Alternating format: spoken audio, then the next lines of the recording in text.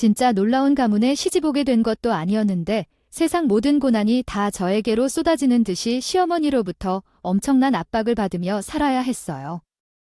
사실 우리 시댁이 판사나 변호사, 의사 집안이었다면 제가 고개 숙이며 살았을지도 모르겠지만 그렇지 않았어요. 시어머니는 그저 학벌에 대한 편견이 강했고 그 스트레스를 모두 저에게 풀었을 뿐이었어요. 그럼에도 불구하고 왜 그렇게 학벌에 집착했는지 궁금했는데 나중에 알게 되었을 때 정말 놀랐어요. 시어머니 또한 그 부분으로 많은 스트레스를 받았던 적이 있었더라고요. 중학교를 중퇴하고 공장에 일하러 간 순이었던 시어머니. 당시에는 가난한 사람들이 형편없이 대우받는 시대였다고 해요. 공장에서 일하는 여자들은 제대로 된 대우를 받지 못했고 그냥 기계처럼 취급받았다고 합니다. 우리 시어머니도 하루 종일 일하다가 집에 오면 쉴 틈이 없었고 밥을 먹어도 한 입에 가득 차지 않게 줬다고 해요. 그러니까 우리 시어머니는 몇 년 동안 무척 열심히 공장에서 일했는데 그렇게 괴로움과 힘든 시간을 보낸 적이 많았다고 하네요. 내 주변에서 경험한 것에 대한 이야기입니다. 그의 아버지는 공부를 잘해서 안정적인 집안에서 일을 하며 시어머니를 만나 결혼한 것입니다. 그러나 시어머니는 결혼 후에 집안에서 많은 어려움을 겪게 되었습니다. 그의 아버지는 좋은 가정 환경을 유지하기 위해 노력했지만 자신의 소중한 사람을 구박하는 나쁜 행동을 했지요. 결국 길고 어려운 시간을 보내게 된 것입니다. 그러나 그의 아버지는 자신의 아들에게는 더 높은 기대를 갖고 엄격했고 그의 패배감을 남의 아이에게 들여놓는다고 느꼈습니다. 이 이야기를 통해 그는 부당한 대우를 받았음을 시어머니에게 느끼게 되었지만 마지막으로는 자신 역시 삶에서 어떤 절충을 했음을 깨닫는다고 합니다.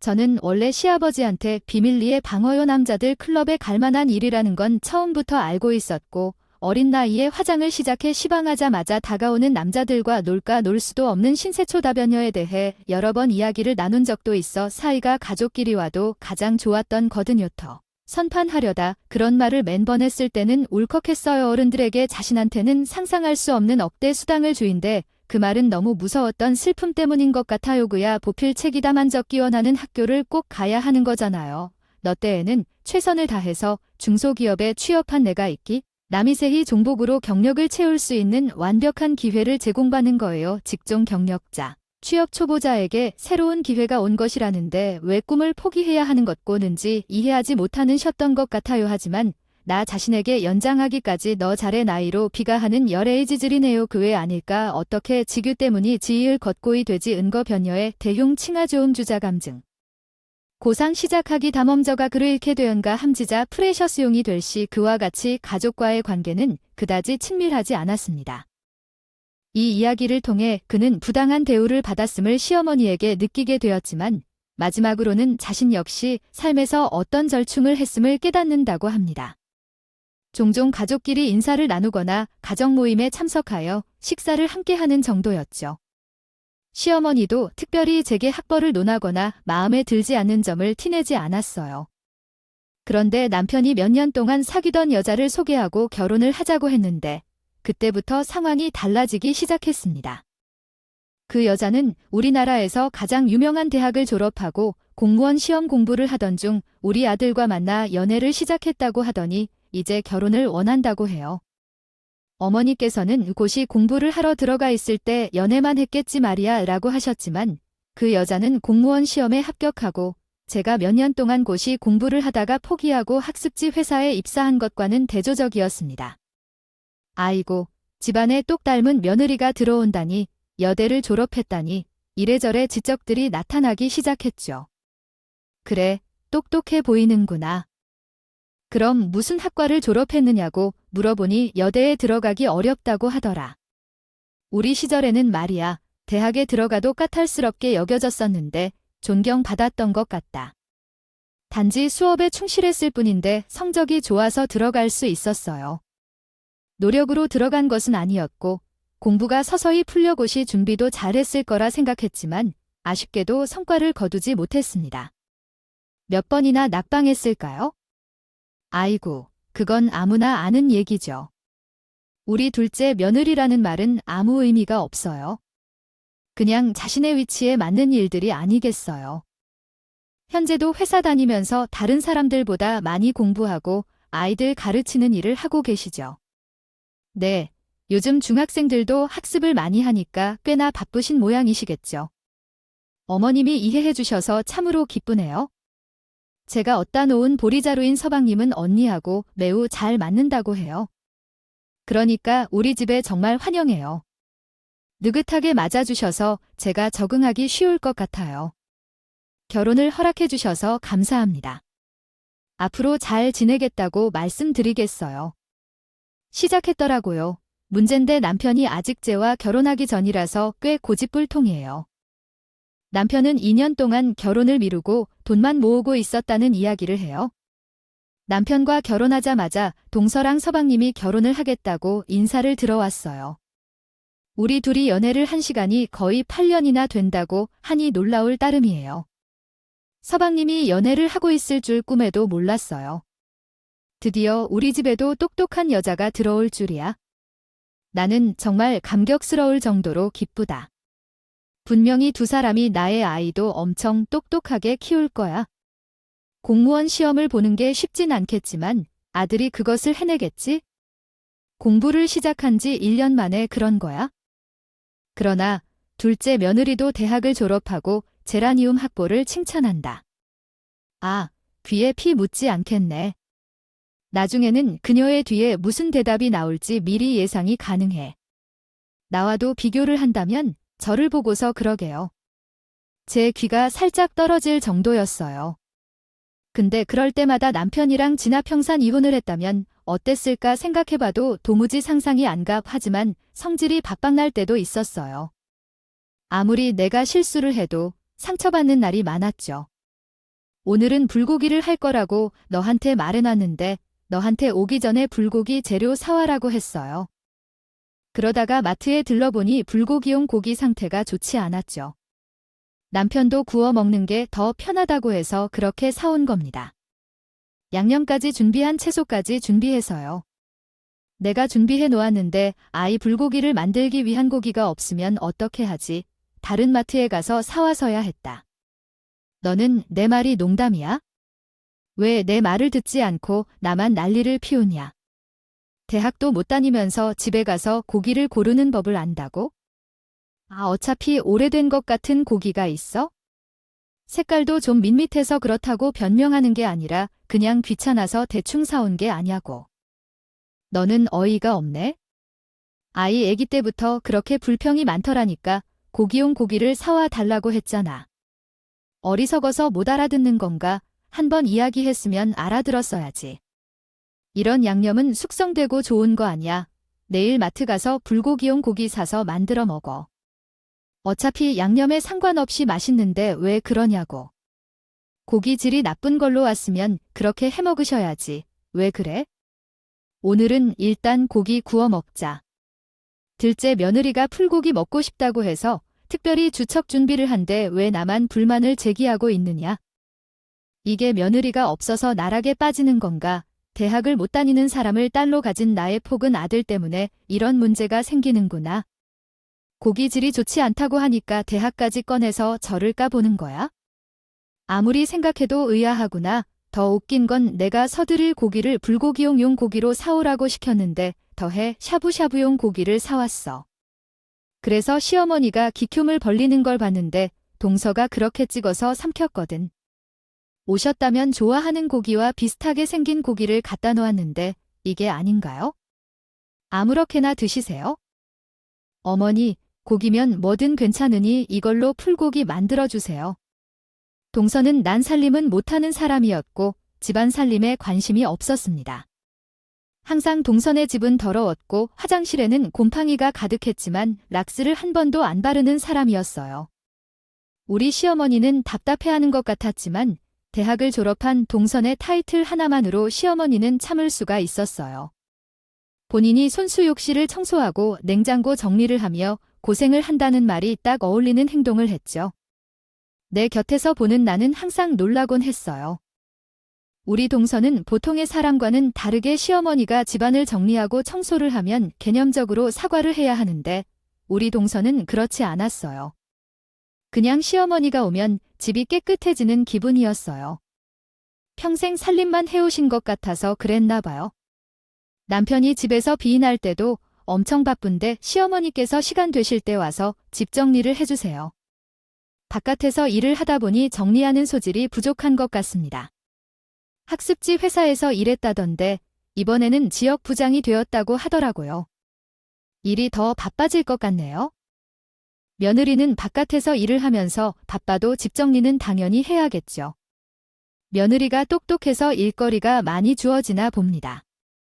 임시 부녀를 얻어 내 노후 걱정도 딱히 안 해도 되겠어. 이미 회사에서 6년 일한 경력이 있어? 지역 부장 자리를 얻는 것은 쉽지 않지만 회사에서 날 알아봤어.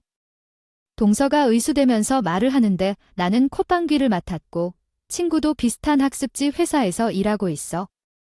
그곳은 많은 사람이 그만두기도 하고 물갈이 자주 되는 곳이라서 오래 일하면 높은 자리에 쉽게 오를 수 있다고 해. 그래서 나한테 부업으로 학습지 선생님 일을 하라고 권유한 적도 있었어. 하지만 아무것도 모르는 시어머니는 그냥 동서가 높은 자리에 올라간 거라고 생각한대. 대기업과 비교하면 승진이 빠르지만 지역 부장이라 해도 밑에 있는 사람들과 크게 다를 바가 없다고 생각해. 계속해서 학벌을 강조해 대답했지만 내가 동서에게 살짝 언급해봤어. 동서가 오래 일했기 때문에 승진이 쉽게 되는 건 아니라고 말했어. 그만두는 사람들이 많아서 오래 일하면 그만큼 승진이 어렵다고. 어머, 왜 그러시는 거죠? 나는 노력해서 올라온 자리에서 일을 그만두는 사람들이 많으면 승진이 잘 일어나겠나요? 형님, 혹시 쟤를 싫어하세요? 내가 이유가 뭔데 동서를 싫어할까? 녀석은 그저 자리에 앉아 이야기만 하기 때문에 승진이 더 어려워졌어. 왜 상처를 받게 해? 질투하는 게 그렇게 많아서 축하받아도 기분이 안 좋아. 며느리가 똑똑한 탓에 높은 사람들이 대우를 해주는 건 있고 대학도 안 나온 녀석이 이런 짓을 왜 하냐고. 우리 며느리는 며느리 때문에 이렇게나 질투하는지 마음을 곱게 써라. 동서는 진짜 신경질을 내고 있어? 아니야, 동서가 나도 대학 못 나왔다고 상처를 주는 건 왜? 형님은 대학을 안 나와서 안 나온다고. 그냥 내가 신경질을 내고 말을 했더니 이것들은 알아듣지. 어머, 왜 내가 대학 안 나왔다고 이러지? 어쨌든 내가 안 나와서 다 아니까 어머니도 대학 안 나왔으면서 나한텐 왜 이러세요? 형님이 한 말은 형님 시대랑 다르더라. 어머니 시대의 여자가 대학 다니는 게 대단한 일이었고 이 시대에선 대학이 필수 아니었어. 형님이 생각하는 것이 아예 다르잖아. 어머니가 걱정을 하는 이유같이 다 알겠어. 동서는 내게 눈치를 줄 때 상처를 받는 것 같아. 막 어려운 문제가 나왔다면 아이들이 나르고 미약을 두는 게 아닌지 고민이 들어있기도 했어요. 증시 이거 뭐 어떤 쉬운 문제인지 그걸 풀면서 시간을 보내는 것보단 어디디 앞으로 다시 공부를 뽑기 시작했어요. 역시 사회에서 자랑 때문인지 뭐 다른 사람들이 부러워한 않았구나. 그러면 내 딸 딱히 무슨 직업을 갖던 자식인가 생각했거든요. 그런데 요새는 과살림이라든가 시집살이에 대한 시계들이 많이 바뀌었어요. 맘에 들만 예쁘고 말도 안 되게 능력 있는 직업을 가진 딸들도 많이 보이더라고요. 아이 다시 한번 생각하게 되는 거란 말, 이건 꼭 대두하게 됐어요. 처음에는 그래도 나만 힘들고 괴로웠던 사부지만 점점 시어머니나 동서가 더 무섭게 느껴졌어요. 그들이 한 명만적 물론 아니고 나를 좋아하고 신경을 써주는 시절도 간혹 있지만 런한데 지금과 같은 날로 석 하늘 구개가 열리는 길이 점점 멀어지고 있어요. 나도 아이도 남편도 모두 한데 더 높고 완전한 내가 정말 될 수 있을까란 의문이 드는 것 같습니다. 현재 나는 TNH 기가진의 이 언어라고도 생각하지 몰라. 근데 어쩌다 보니까 나는 더 특별하고 더 멋지고 그만큼 노력해낼 자를 수 있는 사람이 되어 있더라고요. 페이지 집 앞으로 나의 여정이 더 재미있어 질수 만족할 만해지기를 바라며 아이들을 키워나가고 있습니다. 동서는 내게 눈치를 줄 때 상처를 받는 것 같아. 우리 아이들이 스스로 공부하기보다는 학원에서 수업을 듣는 게 더 효과적이라고 생각하더라고요. 학습지만으로는 부족하다고 말이지요. 제가 어떤 외국어 라디오를 들으면 충분할 것 같다고 하더라고요. 경수는 그냥 학원을 다니는 게 좋을 것 같아요. 너는 대학을 나오지 못한 사람이 왜 태학 나온 사람의 말을 듣지 않고 있니? 둘째는 스스로 공부 방법을 알아서 찾아가고 있는데 말이에요. 대학을 나오지 못한데 왜 대학을 나온 사람의 말에 귀 기울이지 않는 거지? 어머니가 공부를 시키는 것도 유행이 된 건데? 친구들이 다 학원 다녀오고 집에서만 학습지를 하면 누가 칭찬해 줄까? 학습지가 어디서 그렇게 효과적하다는 거니? 학원에서 친구들과 어울리면서 배우는 게 좋겠지? 가족들끼리 서로 도와가며 공부하고 실적을 내야지. 저는 대꾸하지 않았죠. 시어머니는 이야기를 하실 때 어디서 들어서 말하시는 건 알고 있어요. 동서는 돈을 많이 버는 건지 차츰 이야기하는 서방님이 공무원으로 일을 한다는 것만으로도 상상이 안 가는 사치를 한다는 거예요. 동서가 가족에게 선물하는 새로운 명품 가방을 보면 항상 궁금했어요. 명품에 별로 관심이 없지만 로고만 봐도 구별이 가능하잖아요. 그래서 집에 와서 몇백만 원이나 하는 명품 제품을 찾아보면 정말로 비싸다는 걸 느낄 수 있어요. 그런데 명품에 별로 관심이 없던 사람이 왜 가방 하나에 대해 계속해서 말을 것였을까요? 없다고 뭐라고 해 하나 사줄까? 아, 이게 얼마인데 이런 걸 사주겠다고 그래? 동서가 이번에 들고 왔길래 궁금해서 찾아본 거야? 동서가 돈을 많이 벌긴 하나 봐. 서방님 월급으로 이게 충당이 되겠어. 공무원 월급으로는 덕도 없는 가격이긴 하네. 아, 이런 걸 들고 다닌다고. 혹시 뭐 가짜 이런 거 들고 다니고 그런 거 아니야? 나도 처음에는 가짜인가 생각했는데. 아이 글쎄, 이번에 최고급 호텔에서 어머님이랑 같이 밥 먹었더라. 돈 씀씀이 생각하면 가짜 들고 다닐 것 같진 않더라고. 재수 씨가 능력이 좋은 건가? 하긴 뭐, 대학도 잘 나왔다고. 그렇게 자랑을 하는데 뭘. 아, 내가 이번에 성과급 받으면 가방 하나 사줄게 됐어. 가방은 무슨 가방이야? 애들 키우는데 들어가는 돈도 장난 아닌데. 이런데 살채 부릴 생각은 없어. 엄마가 맨날 당신한테 뭐라고 하지 않아? 대학 안 나온 걸로 무시하고 그러잖아. 내가 사줬다고 하지 말고. 저가에서 사줬다고 하면 되지. 그런 거짓말이 통하겠죠? 아이 괜찮으니까 가방 살 돈 있으면 차라리 그걸로 애들 학원이나 더 보내자. 애들 잘 돼야 더 이상 나도 무시를 안 당하지. 우리 애들 성적이라도 떨어져 봐야 내 머리 닮아서 그런 거다. 장인인데 망했다.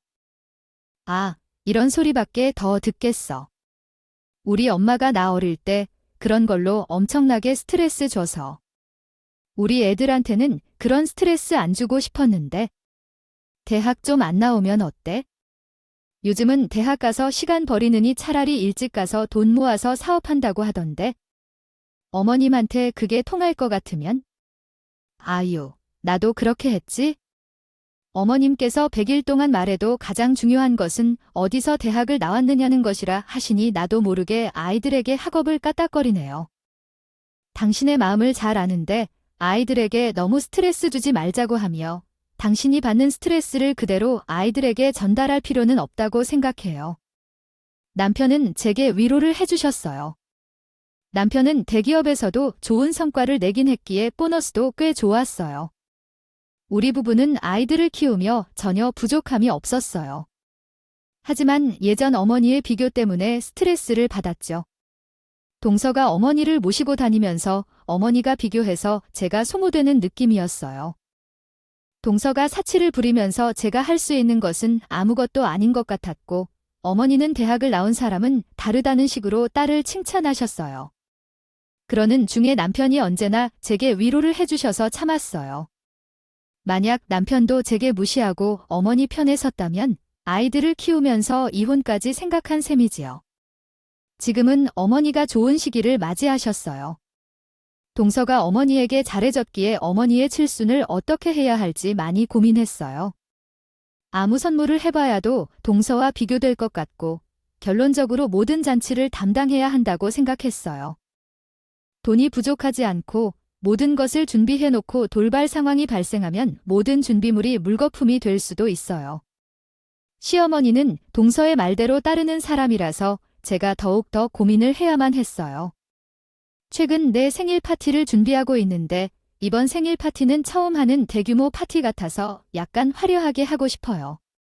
친구들은 모두 대규모 홀을 빌려 트로트, 가수들을 부르고 선물도 준비해서 열리는 파티를 보니 나도 그에 못지않게 준비하고 싶어졌어요. 시어머니는 다른 친구들보다 훨씬 더 많은 돈을 투자해서 파티를 진행하고 싶어 한다고 했어요. 처음에는 너무 멘붕이 와서 어떻게 해야 할지 모르겠었는데 시어머니가 원하면 그냥 해주자는 마음가짐으로 준비했어요. 호텔 뷔페를 예약하고 열심히 준비하던 중에 코로나19 팬데믹이 발생하면서 모든 준비가 중단되었어요. 호텔 홀 예약을 미리 해야 한다는데 칠순잔치를 준비하느라 여러 달 동안 애써왔기 때문에 좌절하게 되었어요.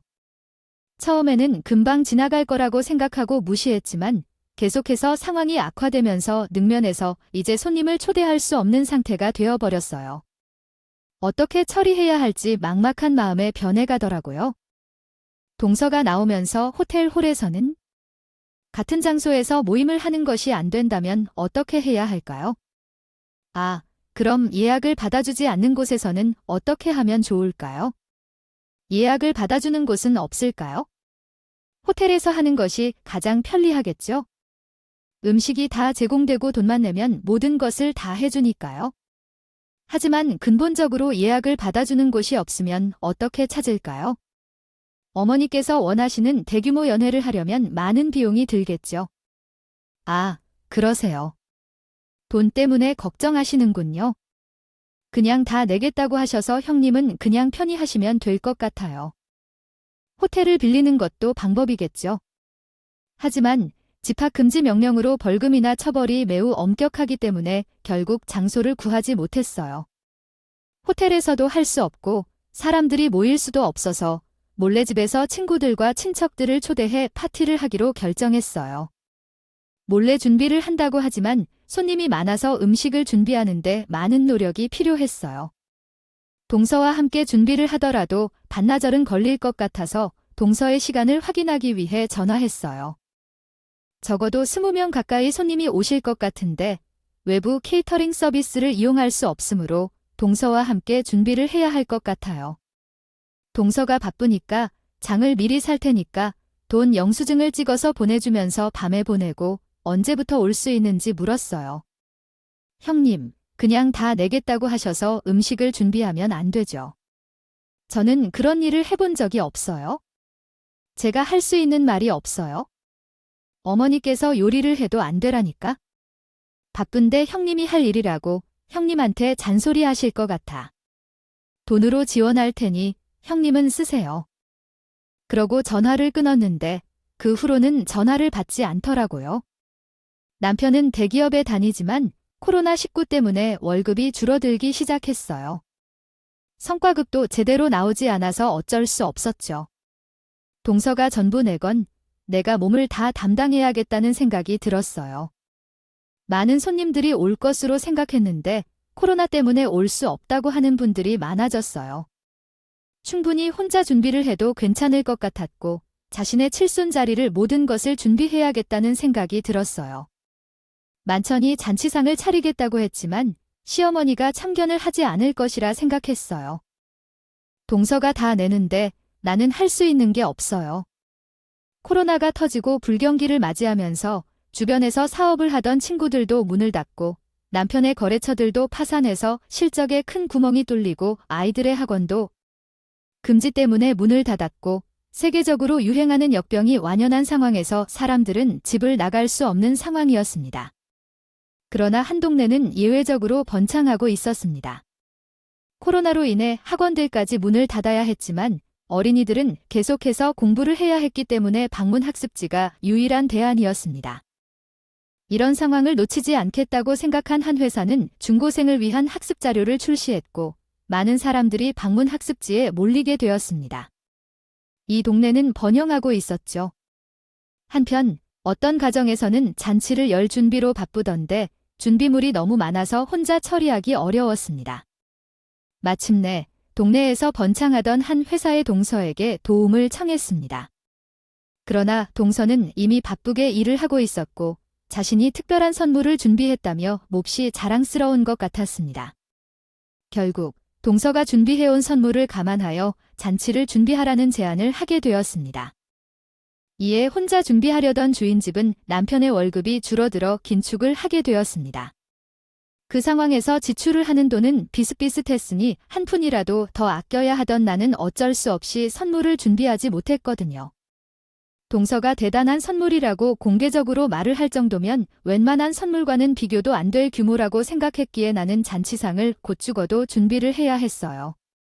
혼자서 할 수 있는 양이 아니었기 때문에 아들과 딸 전부를 부르고 함께 잔치상을 준비했고 손님들도 초대했어요. 그래서 오겠다고 했던 손님들의 절반밖에 도착하지 않았지만 열심히 준비했어요. 시어머니 집에 플랜카드도 걸어두고 풍선과 꽃장식도 하고 케이크도 주문에 맞추고 잡채, 불고기, 갈비찜 등 손이 많이 가는 음식들로 준비했어요. 우리 아들과 딸들도 최선을 다해 시어머니를 위해 집을 꾸며두었어요. 붐비게 준비하고 있는데 동서와 시조카가 동시에 도착했어요. 집안을 한 바퀴 둘러보고 아들과 딸에게 고생했다며 용돈을 줬어요.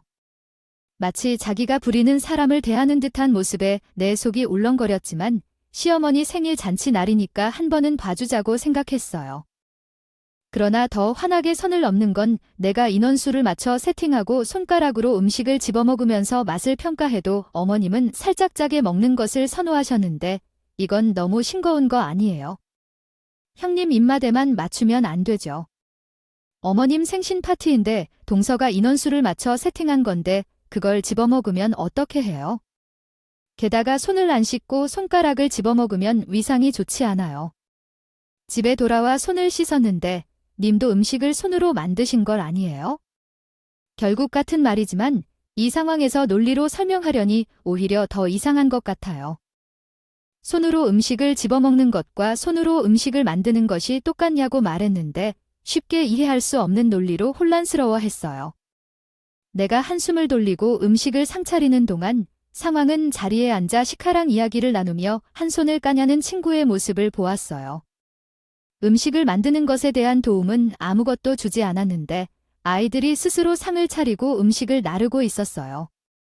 내가 이런 말을 하기 전에 동생이 움직였어야 했어요. 저는 상상조차 할 수 없을 만큼 비싼 선물을 준비했는데 어머님께서 자신있게 내질 뿐이라고 하셨어요. 그때 시어머니의 방향이 움직였지만 동생이 큰 종이 봉투를 건네며 이야기를 했어요. 어머님, 밍크 코트 하나 입어보시는 게 소원이었죠. 이번 겨울 따뜻하게 보내세요. 친구는 인조 모피를 샀다고 했어요. 그래서 진짜 밍크 코트를 고르셔야죠. 시어머니는 놀라며 봉투를 열어 코트를 꺼냈어요. 엄청난 가격을 보여주는 밍크 코트였어요. 그 모습을 보면서 시어머니의 입도 벌어지지만 단지 갖고 싶다는 마음은 없었어요. 동서가 어떤 비싼 물건을 사올 거라고 말했더니 정말로 비싼 물건을 가져왔네요. 동서가 잘 벌어도 그 정도 비싼 물건은 아니야? 남편이 걱정해. 제 돈으로 엄마 선물 사려고 하는데요. 남편이 뭐라 할지 걱정되지만 고맙다고 할 것 같아요. 그런데 몇백짜리는 그렇게 특별하지 않아요. 그 돈으로 1,000만 원 초과의 코트 사야겠어요. 형아랑처럼은 아니야. 요리하고는 비교도 안 된다. 받듯하면서 동서가 제가 형벌을 입는 것처럼 치찬하는데 짜증이 나서요. 그뿐만 아니라 동생은 계속 말이 없자 12살 온녀까지 못정이 무슨 설다. 딸님은 열심히 공부해야 해요. 엄마처럼 사치하면 안 돼요. 게다가 부가 말하면 몸살남. 엄마는 잊어도 그거만큼은 제대로 가르쳤을 거 승훈이 해당되네요. 캬니 항구 대비 니아구라 가모니. 당난데 여기서 못한 사람 있나? 너희도 마땅히 더 보랏기를 하고 끝내며 정신을 구타시켜야 한다. 사업을 하는 사람들도 그렇지만 성공하려면 공부가 솔로 지금처럼 아이들한테 투옹거리질하지 말고 아가들을 잘해주세요. 너 왜 그렇게 화를 내니? 뭐라 못했어? 나는 대학 나와서 돈도 잘 버는데 아이모피 코트까지 1,000만 원 넘게 주는데 얼마나 원했는데? 아이고, 정말 며느리 덕분에 운이 좋았어. 운 좋았어. 어머니, 내 자식들도 무시하지는 않지만 척척 공부해서 대학 가라는 이유로 왜 끼어들어? 12살 루카가 동서의 휴대폰 만지며 엄마, 할머니, 큰어머니랑 이야기했어요. 전화 받아서 좋았어요. 경찰이 왜 찾는지 말하라니 할머니 집이라고 했지만 경찰이 동서를 찾는 이유가 뭘까? 동서가 경찰 눈치를 타고 주먹불끈 소름 끼치도록 떨고 집이 적막해지자 시어머니가 경찰을 만나러 왔다고 물어봤어. 동서가 회의에 참석해야 하는데 선물 받아서 끝났어. 마치 그랬는데 저희는 이만 가야죠. 아직 잔치는 시작도 안 했는데 어디 가나요? 아니, 오늘 토요일인데 회사에서 어떤 회의냐고 그러시네요. 눈에 보이는 거짓말을 하고 계시네요. 무슨 일이에요? 왜 그러시는 건가요? 무슨 문제가 생긴 건가요? 왜 엄마의 휴대폰을 만지작거리시는 건가요? 전화는 언제 왔어요? 몇 분 전이었나요? 알지 못하는 번호는 받지 말라고 했죠. 그리고 왜 알지 못하는 사람에게 엄마가 어디 있는지 알려주는 건가요? 갑자기 어떤 일인가요?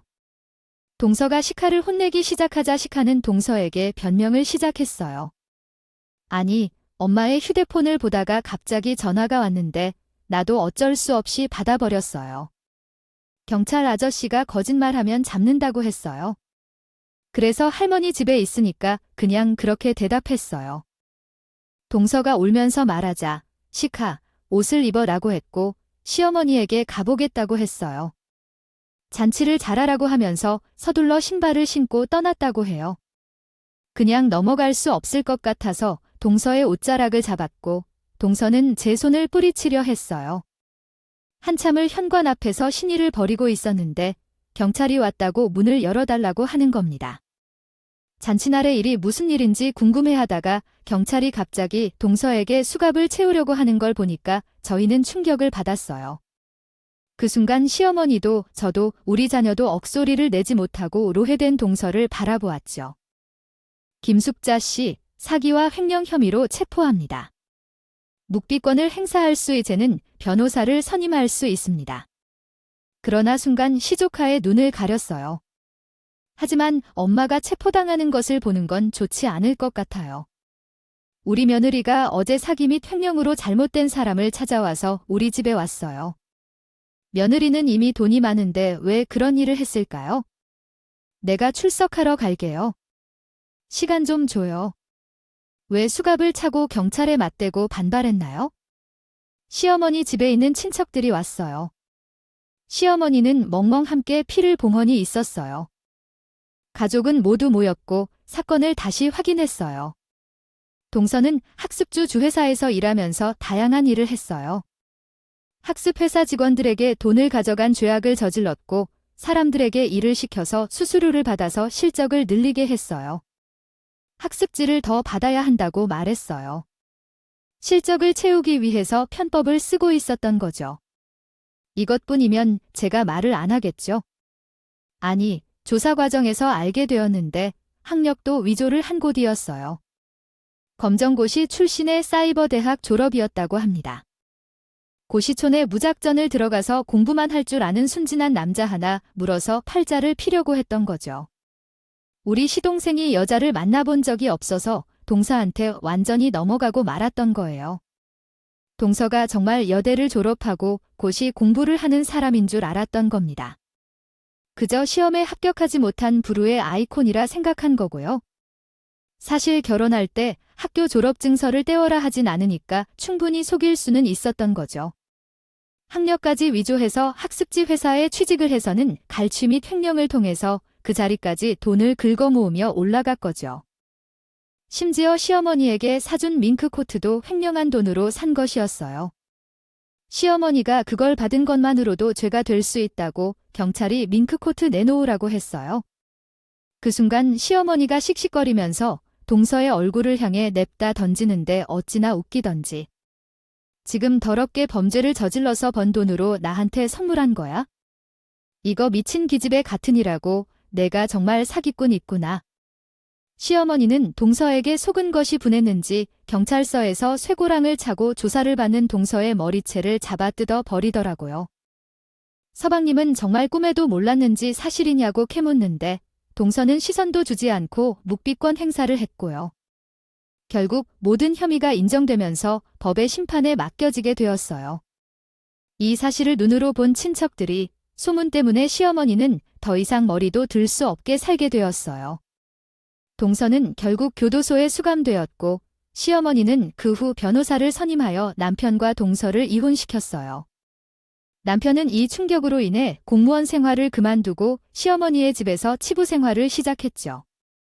시어머니는 답답해하며 우리 부부를 지켜보며 저희에게 도움을 요청하면서도 아무것도 할 수 없었어요. 시어머니는 학벌을 자랑하며 말만 하던 터였는데 동서에게 호되게 당한 후로는 눈치를 살며 더 이상 그런 얘기를 하지 않았어요. 시어머니는 이제 더 이상 제 억울함을 느끼지 못하고 오히려 제 생활이 너무 편해져서 더욱 놀라울 뿐이에요. 앞으로도 시어머니가 계속해서 제 눈치를 살며주길 바라며 이야기를 마치고자 해요. 처음부터 끝까지 이야기를 들어주셔서 감사합니다.